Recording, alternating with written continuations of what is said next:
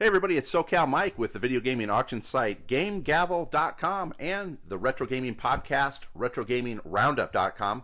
Now I'm going to do something that I don't usually do a lot of. In fact, I don't know if I've ever done an unboxing video, but I thought this item kind of warranted it. It's a pretty rare item, and although the box is really large, as it looks like there, the item inside really isn't quite as big. But it was packed very, very well, and I'm glad because this is a relatively rare item. It's a pretty obscure item. Obviously, it's got some ties to gaming and gaming history that I think is pretty interesting. Personally, I don't know if I've ever seen one of these items in person. I might have seen one at the Classic Gaming Expo in their museum area, but have not ever really touched one or played around with one at all. So I'm going to skip the unwrapping and everything else. Let's go ahead and stop the video roll. I'll open it up and then join you back again here in a few seconds. All right, so I've gone ahead and pried open the top of this. There is actually some styrofoam on top of this. But as you can see, inside this box is a second box that actually houses this pretty rare and special item. So again, I'm going to stop the tape and we'll open up this box and we'll see what's inside. All right, we're peeling this onion, and I've removed it out of its main box, which was like Fort Knox, to reveal this secondary box. And if we look up here, it says manual is under this tab next to the sidewall between the two boxes. And the disc is under this flap next to the sidewall between the two boxes. What the hell's in this thing, guys? Alright guys, so inside that box is actually another box. And I'm not a huge fan of packing peanuts. I hate them with a passion because they make such a mess. But this was appreciative that they put a lot of peanuts in it.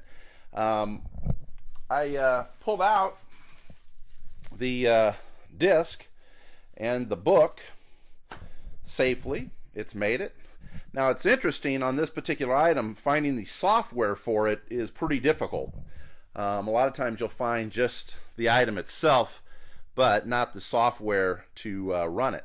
So let's continue peeling this thing back here. I think you're going to start seeing this guy come into view. Now this is supposedly in great condition. It looks like it's in great condition. Let's go ahead and reach under these peanuts that I hate with a passion and pull this guy out of here. This thing is actually a lot bigger than I thought it was going to be. This thing is pretty good sized. Hold on a minute here. There he is. All right.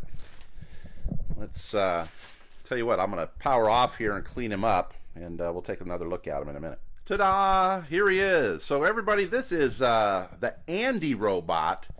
And like I said, this comes with the software. It could be run either on the Atari 8-bit or the Atari 800 computers, or on the back of it, we've got the software for the Commodore 64, which I've got conveniently set up underneath all of this stuff over here.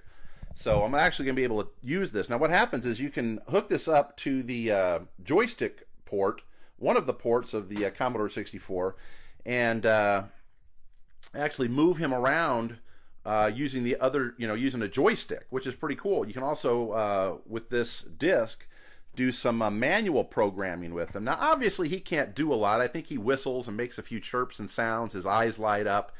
And it's also kind of interesting to note that his head was, I guess I've been told, and I've read that it's leftover from some of Nolan Bushnell's Topo and Androman robots, although I've owned a couple of those, and I don't think this head looks quite the same. It's close, but it just doesn't look quite the same. I don't know if it seems a little flatter to me, and maybe a little lighter.